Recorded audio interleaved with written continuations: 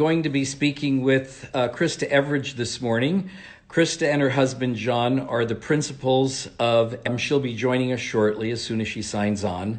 And I thought it would be interesting to speak with Krista this morning because we both have an interest in art. Now hold one moment while we connect.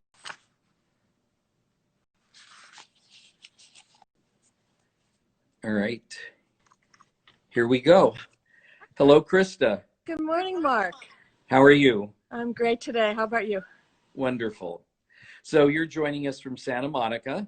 I am. And I just gave a brief introduction about you and your husband based in, your design firm is based in Santa Monica. So we just recently met. So we don't know a lot about one another, and I thought this would be a wonderful opportunity to visit with you and get to know a little bit more about you, your husband, and also in talking with you, we both discovered we have a great passion for art, and we thought our passion for art, architecture, and design would be fun to discuss this morning. Yes, absolutely. So how is it that I'm curious how you and your husband got together as a design team? How did that happen? Wow. We met in a poetry class in 1977. And I discovered he was an art major. I was a design and architecture major at the University of Cincinnati School of Architecture and Interior Design. But we met in poetry class, and then I found out he was a painter, and then I found out he cooks. So, you know, it was a done deal. Wow. I think you scored. Yeah. So how is it professionally being married to somebody that you're also working with? Well, no one's died, so that's really good. Okay. You know, it is the best day, besides the day I married him and the day that my children were born, the next best day of my life is when he agreed to be my design partner. Oh, that's wonderful. So do each of you have a different area of expertise in this business? We have, of course, we have overlap, but indeed we also have our individual strengths, which makes our overall skill set, you know, pretty broad, which is fabulous. He has an MFA as well in painting and art history from the Art Institute of Chicago. And he was sort of the golden boy there, but we married right after he finished his master's, and I was finishing my dissertation in design about the same time. And so we got married 2 weeks later, and we moved to LA. Chicago was great, but it's too cold. And at that time, it was very conservative in terms of interior design. And that's really where I wanted my focus to be. So LA won, and, you know, couldn't be happier. Yeah, Los Angeles is a wonderful place to live. Yeah. So even with the heat wave that we've had the last week, we've all survived. Yeah. So did your interest in art bring you to a career in design, or was it vice versa? You know, I knew I wanted to be an interior designer since I had my first memory, since I was 3. I started building dollhouses out of the scraps that my mother, who was a fine artist as well, very educated woman, and very resourceful. We were always doing art projects and remodeling. We lived in a very gorgeous Victorian town on the shores of Lake Michigan. And so from the 1800s, this was a, you know, beautiful Victorian era of different types of architecture. And we were always remodeling a house. My dad was an engineer. So there were always scraps of good things laying around, and she sewed, so they're beautiful textiles. And there was a textile mill in our town that made gorgeous couture clothing that we could never afford, but we would go to the scrap yard and buy them by the pound, the buttons. And so I just was always immersed in painting with my mother, and also construction, my mother and my father. So it's just, I always knew that's what I wanted to do. I went right from high school to design school. Yeah. Oh, great. So we've both been rather fortunate to have clients that have great art collections and to be able to work with those while we're designing their homes. Are there, for you, is there something specific that you do when you're working with an art collection and incorporating it into the design of the house? You know, yes, of course, we are here to fully serve our clients, first and foremost. But also, we're here to let them stand on our shoulders. And I like to bring out the artist in them, because everyone has their inner artist. And some of them come to us with fabulous collections. In fact, my very, very first residential client came to me with a world-class art collection, and we built a house around it and in response to it. And it was published in Architectural Digest. And that's how Everage Design was born. That's a pretty good story. I look back at that and I say, wow, what happened there? That's called luck. So when I know that when we're working with a client and they've, whether at whatever level the art is, the things that are very, very important are, for me, lighting, placement, scale, color. People say, well, do you think this goes with the interior? And I always think that's just the worst thing that you could do, is try and get art that coordinates with the interior. Art, sculpture should be individual. It should have its own strength and its own statement, and should have nothing to do. Now, certain pieces work better in certain locations than the other. Sure. But I think lighting and scale is very important when you're selecting art for a particular place in a home. And I think I find a lot of people, once you as a designer help them place something, they think that that's the only place it can go. Yeah. And I'm always moving paintings around my place. I move them from Los Angeles to Santa Barbara. I move one from the bedroom to the living room. And all of a sudden, it takes on a new meaning. It takes on a new dynamic. So I think people need to experiment and be fluid enough that they can just change things like this. It's great. Yes, I think especially when the art itself is really good. That's really true. We do have clients, however, that are new to art. Not that they are averse to it, but they're new to it, and they're not collectors. You would never call them a collector, but they're interested in starting to collect. And they may not want to make the big investment like buying a Richard Serra, like you have a gorgeous one, or something like a Picasso. But there are a lot of local artists that are very like Cy Twombly, like Robert Kingston. And his work is very affordable, but it's big scale. So it really can set a poetic mood for a room, and sort of in a quiet way and he's good. I mean, he layers, he's well-traveled, he's an older gentleman. But he's not highly collected by the big museum, so you wouldn't say that's a collector's piece. But yet, it transforms a room. In fact, when we did Dennis Quaid's house, Dennis bought 5 of his work. We used in different ways, and it really made the difference. It created an atmosphere of art, of poetry, of beauty, of light. And since it's eye level, that's pretty important stuff. Well, I think that's a very good explanation of why art is important.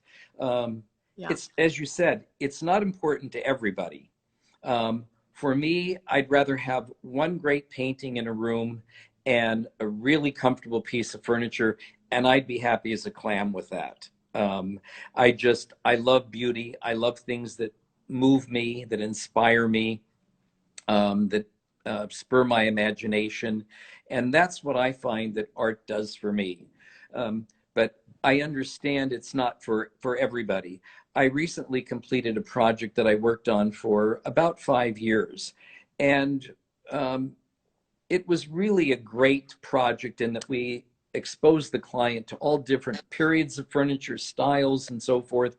And when it came to collecting art, I wanted them to acquire, a few good pieces of art for the house.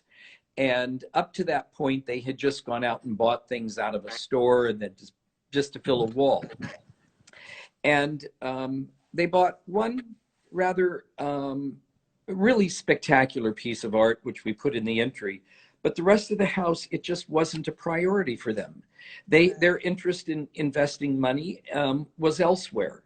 And they just art was not important. And I had a really hard time understanding that, because they both have a very, very acute aesthetic. But art wasn't an interest, at least at this point of their life, it wasn't. Yeah. For me, art is very important, and I guess if I had the wherewithal, I would spend the rest of my time just collecting pieces of art that are important to me. Yeah. I mean, I painted my whole life. Hmm. My mother being a painter, my husband being a painter, our daughter is a fantastic artist. She studied with Robert Graham. Um, and so, I paint, but, and then I think, oh, these are so good. And then they're just so awful. That, and to me, and I throw them away. I literally throw them away because it's just like a rug. If it's not good, you don't want it in your house because it's if your floor looks bad, your whole room looks bad. So just have no rug if you can't afford a good one. And I feel the same way about art.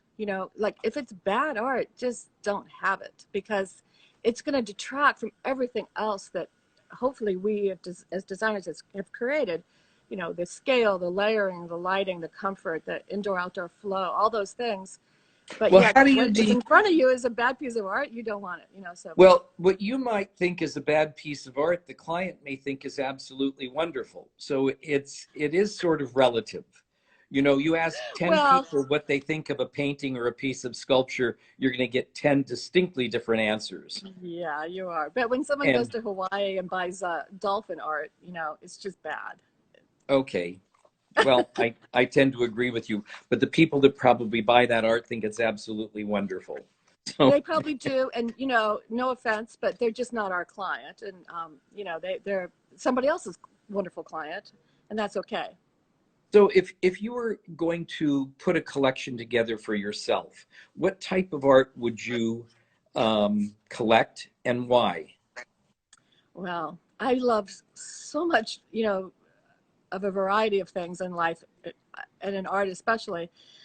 I like art that really glows, that reflects sort of a light, and that's my first and foremost thing that attracts me to art. And Raphael did it, Pontermo did it, of course, Vermeer, Van Gogh, Picasso. I mean, Rothko is our modern equivalent, I think, of that, where he's all about that richness of, it comes in and out at you, and it sort of breathes, like spatially. So that's my favorite thing about art, is the light, and of course the painterly color and the movement and the layering and the intrigue and the poetry of it. Cy Twombly, I mean, poetry all day long. So do you recall a particular piece of art that, as a young person, that motivated you, that caused this sort of visceral reaction? When I was young and I lived in this gorgeous town, there wasn't a lot of, museum situations happening. My mother's art was beautiful, so I lived with that. But my dad took us on excursions, and we went to Chicago to the Art Institute when I was pretty young, and I mean, my mind just went poof, it was just blown. And they have a big impressionist collection there, very famous. Uh-huh. Uh, and I mean, to see all those haystacks, Monet's haystacks, all in a room, I mean, that moved me to tears as a little one. Yeah, just Yeah. beautiful. I remember I grew up in a little town. We had there was no museums close by. I wasn't really exposed to art, but I remember as a young person, um, my aunt and uncle lived in San Diego, and I'd go down there and just sit in the chair and stare at this painting that they had over their sofa. And it was just an inexpensive reproduction of a Canaletto of Venice. And I just would sit there for hours and look at it, and just I was mesmerized by it. And then I remember the first time I went to Venice, and all of a sudden I was standing in front of this painting. It came to life, and it was magic for me. And then when I went back and saw it, I looked at it very differently. And at the same time, on that my first trip to Venice, I saw a collection. There was a show of Canaletto, and that was probably my first experience where I was really moved by art, and I still love his work today. Yeah. And I think certain people, it's like, why do you collect what you collect? And I know with me, I'm not impulsive about what I buy, because if I see something right away and I react to it, I just have to have this. I know that within a matter of weeks, I'll be just as quickly disinterested in it. And things that I generally don't like and I find more challenging, I grow to like over a period of time. Mhm. And that stays with me for a great period of time.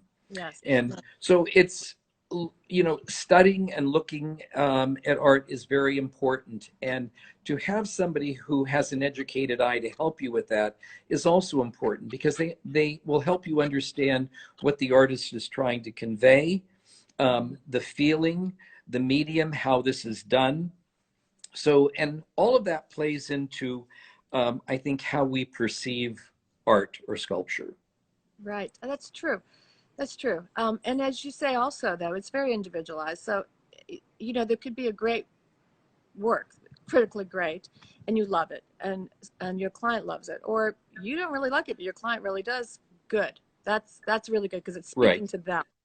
And that is why we do the kind of design we do. We're designing and creating these beautiful collections of furnishings art for them.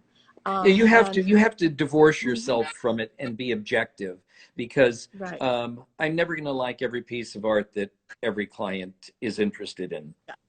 And so I think that it's an individual thing. I know that what I collect, perhaps you wouldn't care or somebody else, but it's what I enjoy. And I think that's what's important when people are looking at art, and is to find something that means something to them.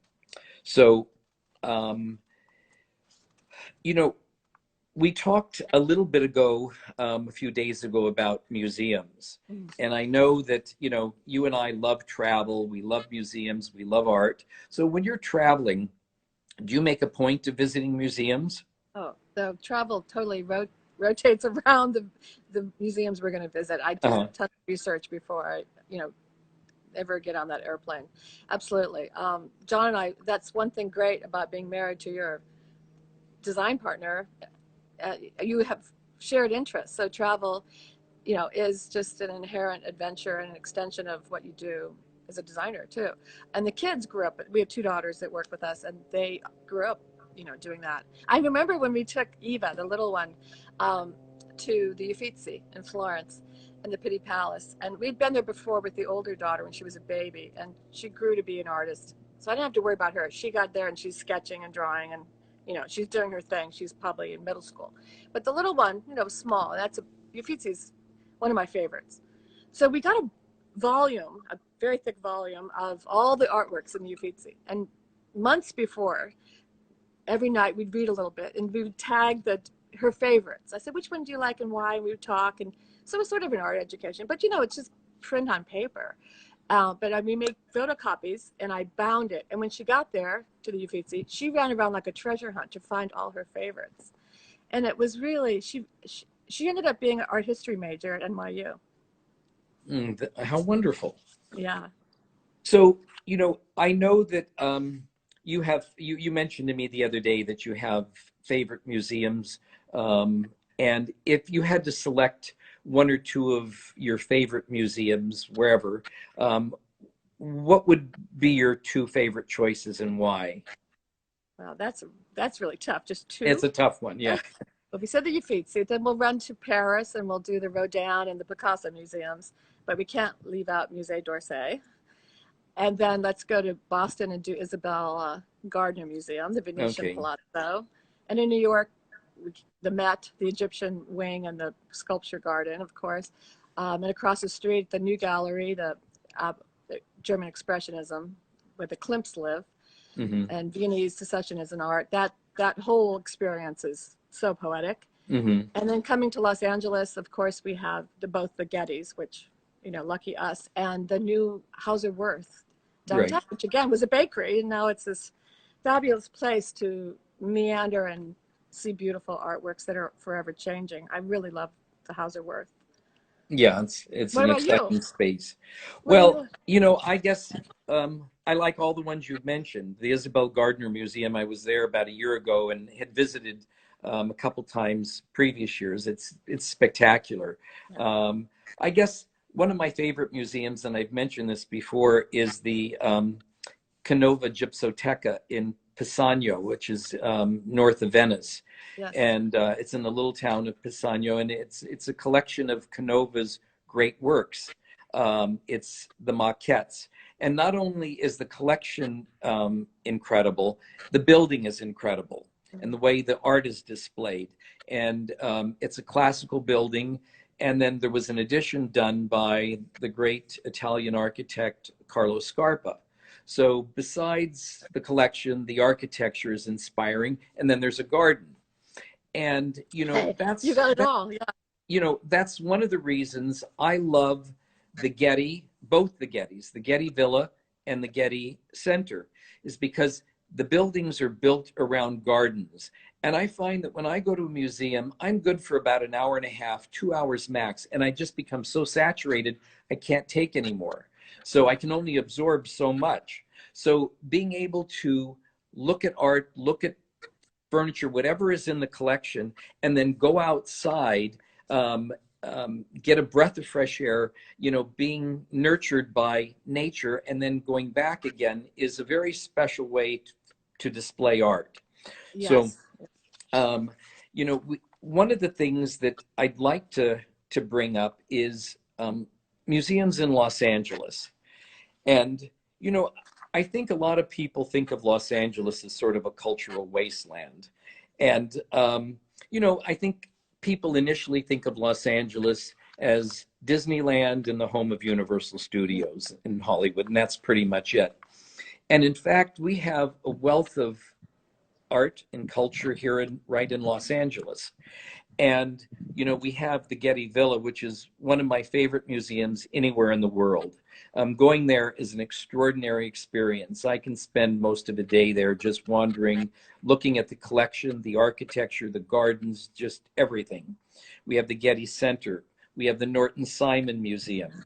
We have the California African Museum. We have the U.S. Pacific Asia Museum, the Broad, the MoCA, Norton Simon.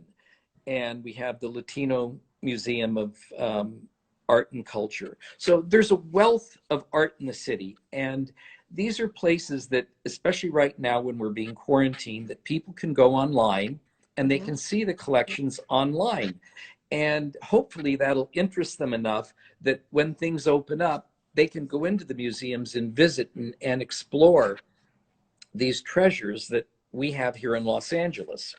Yes. So, all right, so let's bring up maybe a little touchy subject, LACMA. So LACMA has been around since the 60s. So, and we're getting ready, I think, to undergo a major change at LACMA. And tell me your view of the Los Angeles County Museum of Art. Well, when we moved here in 1982, it was just before the Olympics. And of course, it had a very rich architectural and art history, but it wasn't like being in a city like Chicago, where I just come from, where it's inescapable. You're walking, and it's the Art Institute and the galleries. It's all very walkable and all right there. So it was a little confusing for us to be in Los Angeles, and we had to figure it out. And LACMA, of course, was before MoCA was built, before the Temporary Contemporary, before Norton Simon was there. But that was in Pasadena, again, very far away. We were in Santa Monica right from the beginning. And so going to LACMA was, of course, there's amazing treasures there. But the experience of viewing those treasures was awful for me. I just didn't like, I know Pereira is very famous, and excuse me, all you Pereira fans, but I think it's not a great museum. It wasn't built as a great museum. Sometimes things are built that are not museums, like the Dorsey is a train station, and what a fabulous place to see art. Yeah, but it's transformed magnificently. Yeah, and so the new wings that have been built at LACMA are fabulous. They are, but I think as a whole, it's a strange experience even well now.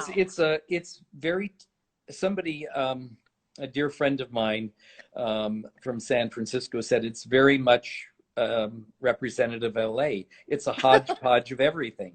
Yeah. And I think that's part of the charm of Los Angeles, and also a curse. But lacks the world-class signature that a lot of great our national and international museums have. Well, like the Getty. I mean, the Getty Center is like the Well, opposite yeah, experience, these right? are masterpieces. These are Master. world-class masterpieces with great collections. Yeah.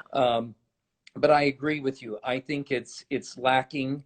It's unfortunate that it's and it's at a point of transition right now. So have you seen the recent study for the renovation? And Interesting. Yeah, interesting. I would, well, yeah. interesting, Krista, is that's an iffy word. So does interesting mean, gee, I hate it, or it's good? Or are you just trying to I avoid don't this? know. I don't know. You know, That's I like think it's somebody going to take a saying, lot of money. it's like saying, looking at one of your interiors and somebody said, what do you think? I go, oh, it's very interesting. You know, Yeah. I mean, it's going to take a lot of money. And I worry about that, being there to do it correctly. I hope, because I think where it is in the city is a very good location for everyone to enjoy. yeah, And it's a great they're beautiful. central They have an location. amazing collections. I mean, the Uh-huh. collections are just amazing. So it deserves to be world class. And I hope that it can be. But, in the meantime, we've got the Getty. So we're okay. Yeah.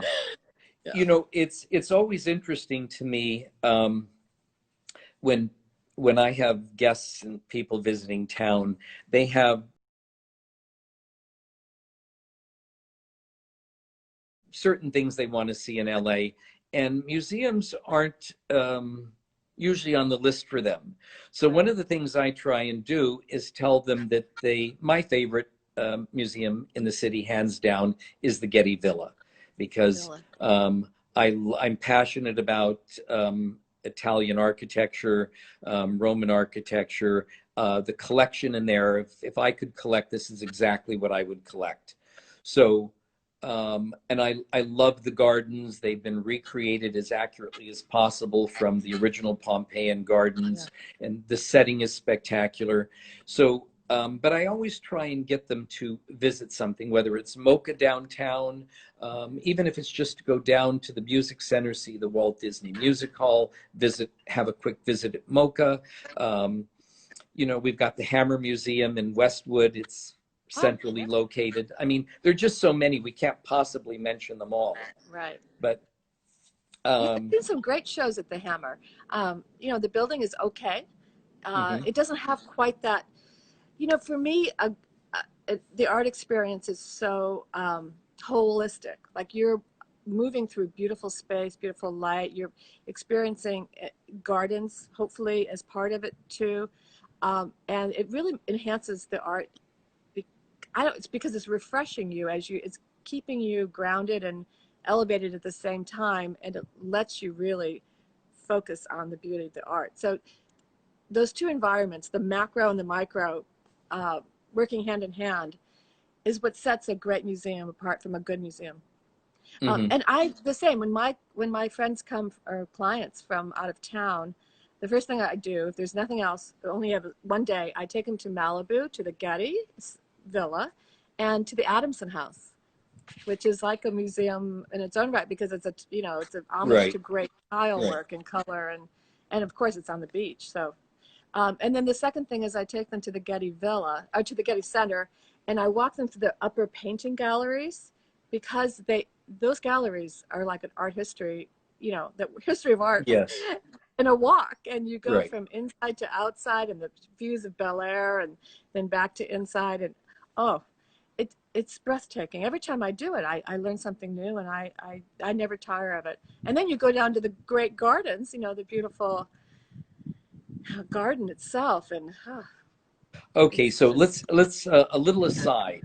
Um, Besides appreciating art, you're also an artist in that you're also a jewelry designer, right? I right. just And learned this. that's true. And the Getty Villa is one of the things that inspired me to do that. I always made little funny things when I was growing up, finding rocks and shells on the beach and on Lake Michigan. And pretending that was, somehow making it into jewelry. And then I got into clay, and I was a potter, and I made beads and so on when I was in high school. And that always gave my friends that kind of thing. And then I got very busy with architecture design school, starting my firm, having 2 children, being married. So the jewelry went by the wayside until 9/11. And I realized, oh, if not now, when? I better get busy. So do we have a little show and tell? We do. So I have 2 things. One thing I love about jewelry, of course, is the same thing I love about paintings. I love how light and color is refracted and reflected, and how it enhances the wearer. It's just, as a woman, we're so lucky because we can really, put it on and enjoy. But I have some male friends that collect my jewelry too, like bracelets and rings, and even maybe an interesting earring. Mm-hmm. But this is tourmaline, and I do this technique that's sort of Giacometti. It's inspired, a lot of my jewelry is inspired by artists and architects from the past. And this is a flown technique of liquid rose gold, and it's actually liquid when I do this. It's very hard. Wow. Yeah. And how about what you're wearing? I'm wearing South Sea Baroque pearls, and what's happening is that there's a hand. Where's that hand? And it's here.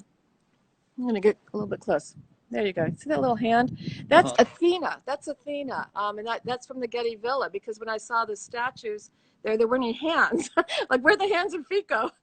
So I started sculpting them in clay and then casting them in gold. And Athena was the Greek goddess of protection. So she's holding a pearl. Maybe it's God holding the world, or a mother holding her child. And it reminds me that I'm a powerful woman that's very caring about the world and my children. Great. And so the jewelry has, and I've done many collections, and it's a whole book. So that's it. See, that's exactly the point we talked about earlier, why it's important when you see a piece of art, you understand the motivation, the history, and what is behind it, because it has much more depth. If I just looked at that, you've got a hand hanging around your neck. But and and I have a foot too. This is Athena's foot. What happened to the rest of the body? It's at the Getty Villa. Okay. Anyway, we could go on for hours talking about this. This is like one of my favorite subjects. Yeah. But I really appreciate you spending the time, Krista. It's been a lot of fun. Well, thanks for having me. You look beautiful. You look beautiful in your garden. Oh, thank you. I love my garden. And I love your work, Mark. I just want to compliment you. I think you're a brilliant designer, and I just love looking at your projects. I haven't seen them in person because they're residences, but they're photographed beautifully, and I can see you bring such a depth and a poetry to all your work. And I just want to compliment you. That's very kind. Thank you, Krista. Thanks for having me. Thank you for joining me. Bye-bye. Bye-bye.